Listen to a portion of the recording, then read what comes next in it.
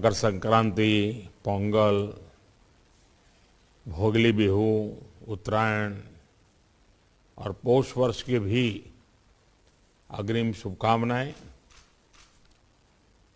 100 साल की सबसे बड़ी महामारी से भारत की लड़ाई अब तीसरे वर्ष में प्रवेश कर चुकी है। परिश्रम हमारा एकमात्र पथ है और विजय एकमात्र विकल्प। हम 130 करोड़ भारत के लोग अपने प्रयासों से कोरोना से जीतकर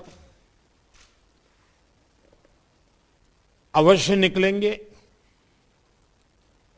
और आप सबसे जो बातें मैंने सुनी हैं उसमें भी वही विश्वास प्रकट हो रहा है। अभी ओमिक्रॉन के रूप में जो नई चुनौती आई है, जो केसों की संख्या बढ़ रही है, उसके बारे में हेल्थ सेक्रेटरी की तरफ से विस्तार से हमें जानकारी दी गई है। अमित शाह जी ने भी प्रारंभ में कुछ बातें हमारे सामने रखी है। आज अनेक मुख्यमंत्री समुदाय की तरफ से भी, और वो भी हिंदुस्तान के अलग अलग कोने के, काफी महत्वपूर्ण बातें हम सबके सामने आई है। साथियों, ओमिक्रॉन को लेकर पहले जो संशय की स्थिति थी वो अब धीरे धीरे साफ हो रही है। पहले जो वेरिएंट थे उनकी अपेक्षा में कई गुना अधिक तेजी से ओमिक्रॉन वेरिएंट सामान्य जन को संक्रमित कर रहा है। अमेरिका जैसे देश में एक दिन में 14 लाख तक नए केसेस सामने आए हैं। भारत में हमारे वैज्ञानिक और हेल्थ एक्सपर्ट्स हर स्थिति और आंकड़ों का लगातार अध्ययन कर रहे हैं। ये बात साफ है, हमें सतर्क रहना है, सावधान रहना है, लेकिन पैनिक की स्थिति न आए इसका भी हमें ध्यान रखना ही होगा। हमें ये देखना होगा कि त्योहारों के इस मौसम में लोगों की और प्रशासन की अलर्टनेस कहीं से भी कम न पड़े। पहले केंद्र और राज्य सरकारों ने जिस तरह प्रिएम्प्टिव, प्रोएक्टिव और कलेक्टिव अप्रोच अपनाई है, वही इस समय की जीत का मंत्र है। कोरोना संक्रमण को हम जितना सीमित रख पाएंगे, परेशानी उतनी ही कम होगी। हमें जागरूकता के फ्रंट पर साइंस आधारित जानकारियों को बल देने के साथ ही अपने मेडिकल इंफ्रास्ट्रक्चर को, मेडिकल मैन पावर को स्केल अप करते ही रहना पड़ेगा। साथियों, दुनिया के अधिकतर एक्सपर्ट्स का कहना है कि वेरिएंट चाहे कोई भी हो, कोरोना से लड़ने का सबसे कारगर हथियार वैक्सीन ही है। भारत में बनी वैक्सीन तो दुनिया भर में अपनी श्रेष्ठता सिद्ध कर रही है। ये हर भारतीय के लिए गर्व का विषय है कि आज भारत लगभग 92% वयस्क जनसंख्या को पहली डोज दे चुका है।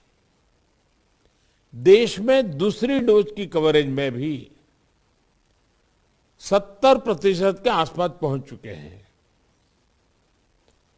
और हमारे वैक्सीनेशन अभियान को 1 साल पूरे होने में अभी भी 3 दिन बाकी है।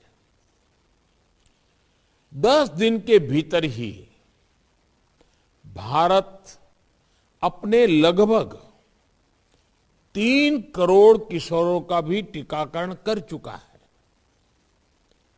ये भारत के सामर्थ्य को दिखाता है, इस चुनौती से निपटने की हमारी तैयारी को दिखाता है।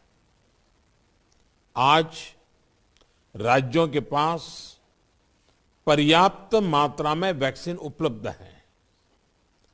फ्रंटलाइन वर्कर्स और सीनियर सिटीजन्स को प्रिकॉशन डोज जितनी जल्दी लगेगी उतना ही हमारे हेल्थ केयर सिस्टम का सामर्थ्य बढ़ेगा। 100% टीकाकरण के लिए हर घर दस्तक अभियान को हमें और तेज करना है। मैं आज अपने उन हेल्थ केयर वर्कर्स, हमारी आशा बहनों का भी अभिनंदन करता हूं जो मौसम की कठिन परिस्थितियों के बीच वैक्सीनेशन अभियान को गति देने में जुटे हैं। साथियों, टीकाकरण को लेकर भ्रम फैलाने की किसी भी कोशिश को भी हमें टिकने नहीं देना है। कई बार हमें ये सुनने को मिलता है कि टीके के बावजूद संक्रमण हो रहा है तो क्या फायदा।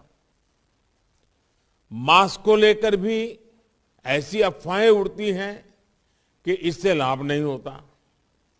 ऐसी अफवाहों को काउंटर करने की बहुत जरूरत है।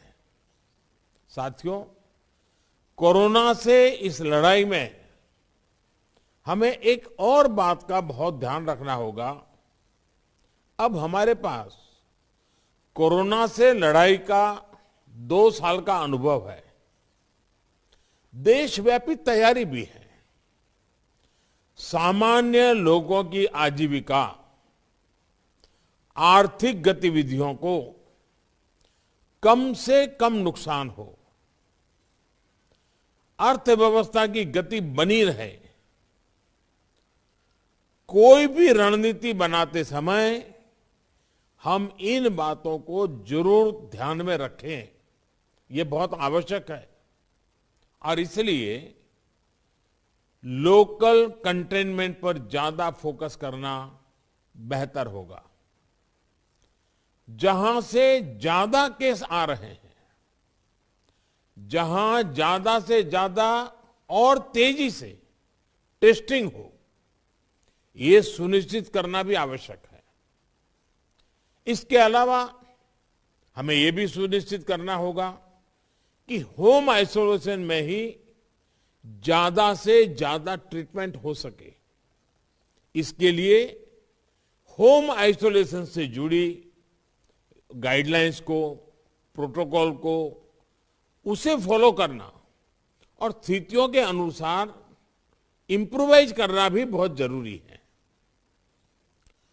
होम आइसोलेशन के दौरान ट्रैकिंग और ट्रीटमेंट की व्यवस्था जितनी बेहतर होगी उतना ही अस्पतालों में जाने की आवश्यकता कम होगी।